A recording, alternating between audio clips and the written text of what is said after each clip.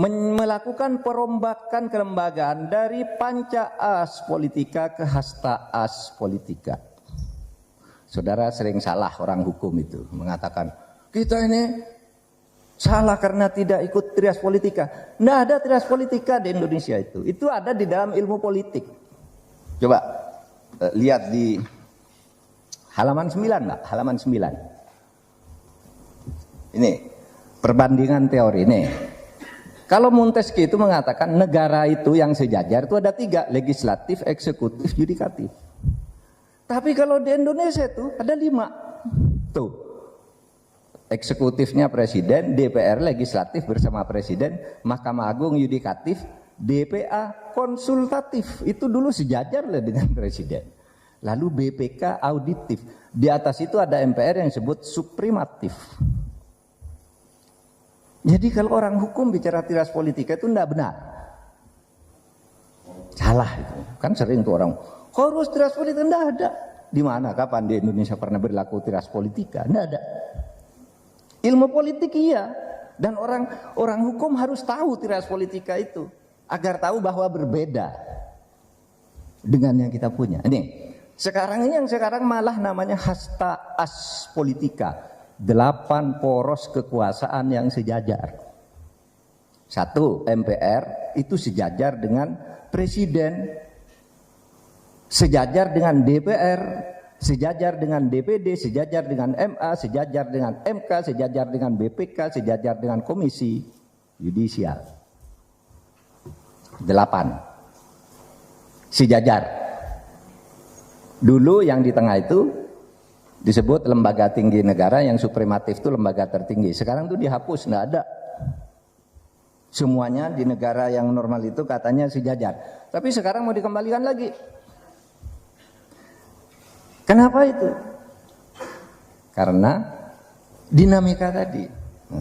Nah, saudara sekalian, kembali ke halaman yang depan, ya. Reformasi tadi ya, betul. Nah, terus pertanyaannya sekarang. Nah, ini analisisnya sekarang. Oke. Sudah 40 menit. Saudara, mengapa hukum tata negara itu kok selalu berubah dari waktu ke waktu? Kenapa? Itu kan pertanyaannya. Kok enggak capek ngubah terus? Karena begini teorinya. Hukum itu berubah sesuai dengan perubahan masyarakat. Ya. Kalau masyarakatnya berubah, ya hukumnya berubah.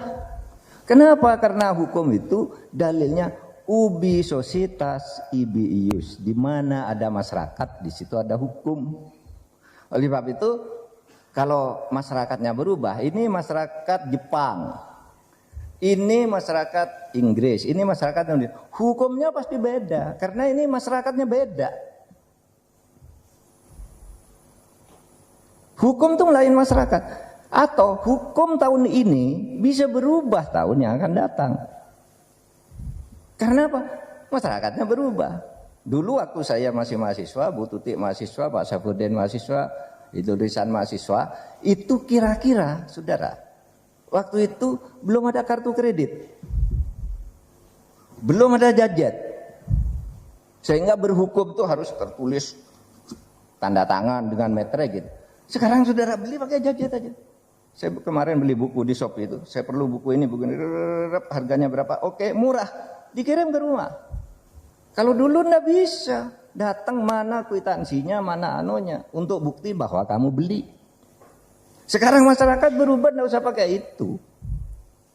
Terus, terutama di bidang teknologi, hukum itu selalu berkembang. Oleh sebab itu undang-undang IT sudah dibuat tahun 2008, 2016 diubah lagi. Sekarang baru diubah lagi. Kenapa?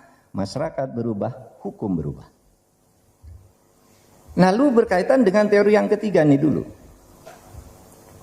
Konstitusi memang harus berubah karena konstitusi itu adalah produk resultan polexos bud. Kenapa harus berubah? Ya karena konstitusi itu kan resultan kesepakatan.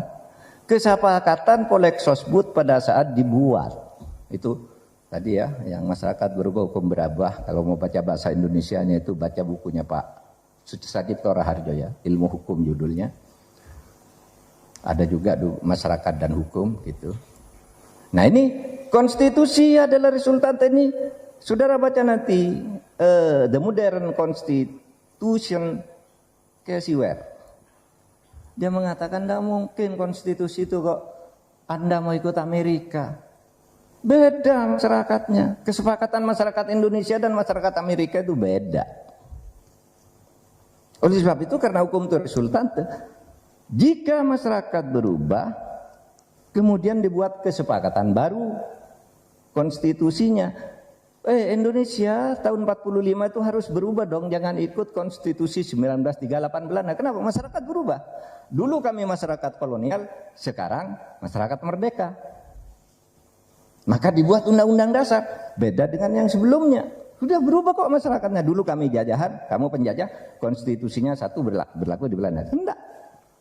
Sudah itu, wah enggak, kami ingin parlementer, berubah lagi. Dibuat kesepakatan baru. Ingin federal, dibuat lagi. Kembali ke undang-undang dasar, dibuat lagi itu. Sesuai dengan perubahan politik, ekonomi, sosial, budaya akan mempengaruhi perubahan hukum. Jadi kalau ditanya, Pak, hukum kok berubah terus, Pak? Itu karena masyarakat berubah, hukum pasti berubah. Konstitusi adalah produk resultante. Sebentar lagi mungkin akan ada resultante baru.